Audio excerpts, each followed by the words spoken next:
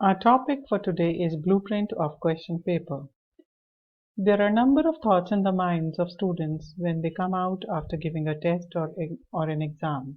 Like too many questions came from a particular topic, chapter or unit, paper was too easy, this was not taught to us, questions were too vague. Now, so what is the solution to the problems, to this problem? Of course, it is the blueprint. Blueprint can be defined as the creation of a template to determine the content of a test. It is detailed plan of action for a paper. It is a three-dimensional chart which shows the placement of each question in respect of the objective and the content area that it tests.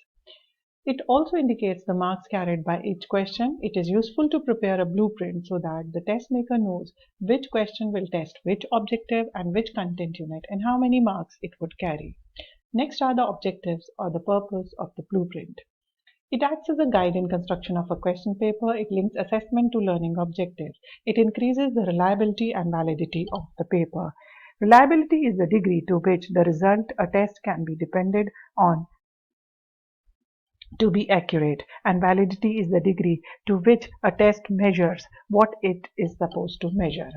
It ensures proper weighing of marks for important topics, minimizes inter-examiner variations in selecting questions, it prevents over or undersampling of questions from a single topic, it ensures papers are well organized and test in-depth subject knowledge, it ensures appropriate difficulty level for an average student, it ensures sufficient time given for attempting the paper, and it leads to improvement of examination results. Next comes the steps for construction of a blueprint. First and the foremost step in designing the blueprint is making a table which gives the weightage to the objectives or the learning outcomes. The objectives that are to be tested by the unit test or the paper should be allotted marks depending upon the relative importance of a particular objective in relation to the other objectives. Here, knowledge objective has been assigned 5 marks, comprehension is to be tested for 12 marks, and application for the 8 marks.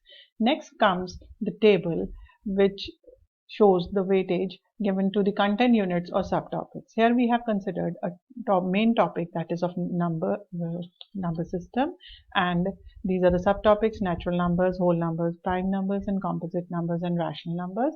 So 8 marks are assigned to the prime numbers, that is, there will be 8 questions from the prime numbers and 6 marks are allotted to the composite numbers, and similarly to the other topics. In total, 25 marks has been allotted to all the subtopics. Next is the weightage to the different form of questions. As we have considered here only objective type, so 25 questions are there, each carrying 1 mark, and total marks are 25. Next is the weightage to difficulty level of the questions. Average type of questions, that is, which carry average difficulty, are 60%. Easy questions are 20% and difficult are 20%. Next is the weightage to expected time for each question. So this is the total. In total, we have allotted 45 minutes to the objective type questions. There are 25 questions and that are to be attempted in 45 minutes. So this is the blueprint of question paper we were talking about earlier, a three-dimensional chart in which there is objectives, knowledge, understanding, application, and skills, and these are the subtopics which we have listed in the content part also. Here, the figures within the brackets indicate the number of questions and the figures outside the bracket indicate marks. So that means there are 3 questions carrying 3 marks which have been allotted to natural numbers, and there will be 8 questions carrying 8 marks from prime numbers, and similarly from 4 questions carrying 4 marks from rational numbers. Again, if we see, the total for the application objective is 8 and understanding is 12 and the knowledge is 5, and the total from both the sides tally out to be 25. Points to be kept in mind while preparing question paper with the help of blueprint. It is based on specific objective of teaching as indicated in the blueprint. It relates to specific content area as per blueprint. It is written in the form as required by the blueprint and satisfies all the rules for framing that form of questions. It is at the desired level of difficulty, is written in clear, correct and precise language which is well within the comprehension of pupils.